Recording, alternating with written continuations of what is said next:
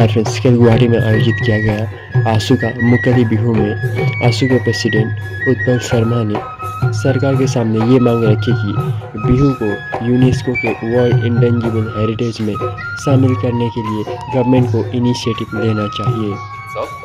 আৰু সেই কাৰণে আজিৰ এই মুকলি বিহু স্থলীৰ পৰা আমি চৰকাৰক দাবী জনাব বিচাৰো যে চৰকাৰে পদক্ষেপ গ্ৰহণ কৰিব লাগে ইউনেস্কোৰ ইনটেঞ্জিবল কালচাৰেল হেৰিটেজৰ তালিকাত অসমৰ বিহুটিও সন্নিবিষ্ট হ'ব লাগে বুলি আমি সদৌ অসম ছাত্ৰ সন্থাই দাবী উত্থাপন কৰিব বিচাৰিছো।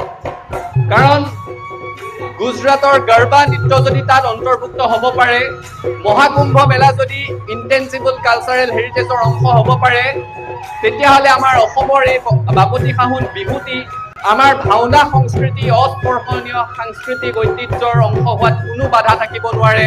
আৰু ৰজাঘৰক এই ক্ষেত্ৰত পদক্ষেপ ল'বৰ কাৰণে আমি আহ্বান জনাইছো।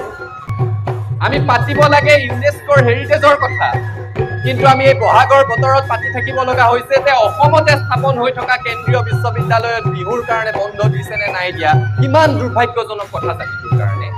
आंसू के प्रेसिडेंट उत्पल शर्मा ने असम यूनिवर्सिटी में बिहू के लिए बंद न देने का बात दुर्भाग्यजनक बताया।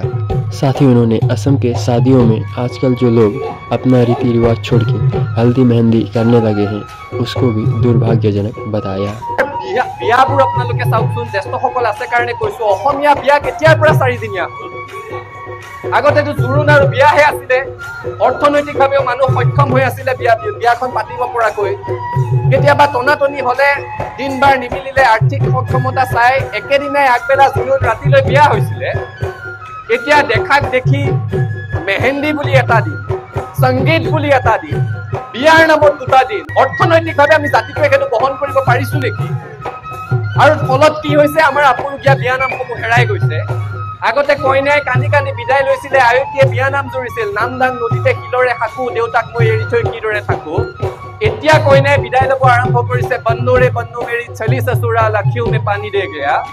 ক'ৰ পৰা কলৈ গৈ আছো জাতিটোৱে কথা বহাগত পাতিব লাগিব।